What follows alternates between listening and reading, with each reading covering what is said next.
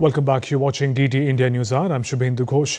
Bangladesh has tightened security as the country's International Crimes Tribunal prepares to deliver a verdict in a case filed against former Prime Minister Sheikh Hasina on Monday.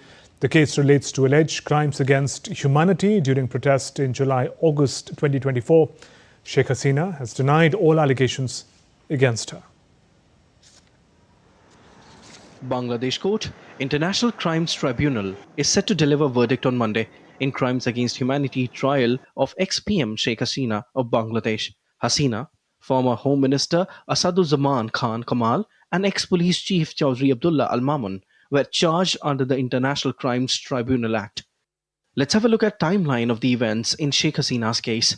On July-August 2024, a mass student-led protest erupted in Bangladesh. Protests forced fall of Hasina's government by early August. On August 5, 2024, Hasina fled Bangladesh and went into exile. On June 1, 2025, the ICT in Dhaka officially began the in absentia trial of Sheikh Hasina along with former Home Minister Asaduzzaman Khan Kamal and former police chief Chaudhry Abdullah Al Mamun. They were charged with crimes against humanity under the ICT Act for ordering the deadly crackdown. They were charged with crimes against humanity under ICT Act for ordering crackdown. On August 3-4, 2025, opening statements by prosecution and defense were made.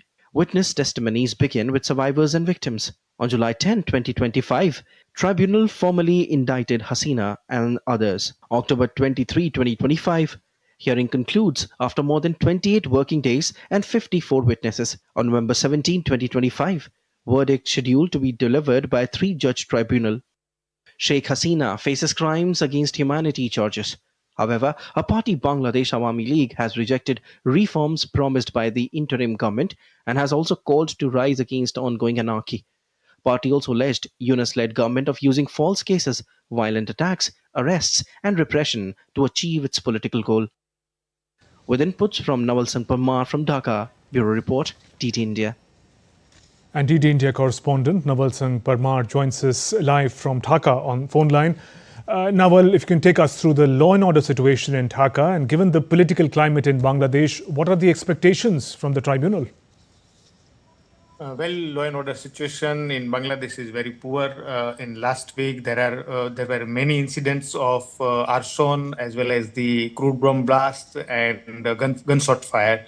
So people are panic, and at the same time, there is a division in the political parties like Awami League, Jamaat-e-Islami and Bangladesh Nationalist parties. So their activists and leaders are worried, and they are making some calls. There are some instances of infight between the political parties. So common people, they are having a fear in their mind that if something happens, then they may lose their livelihood, they will suffer. So political climate is also the very disturbed here in Bangladesh, because since the election is very close, as announced by the Dr. Yunus, in this scenario, the verdict in this case have a major implication on the political developments in Bangladesh. What are the expectations from the tribunal? And former Prime Minister Sheikh Hasina is in exile. How will the tribunal judgment be enforced?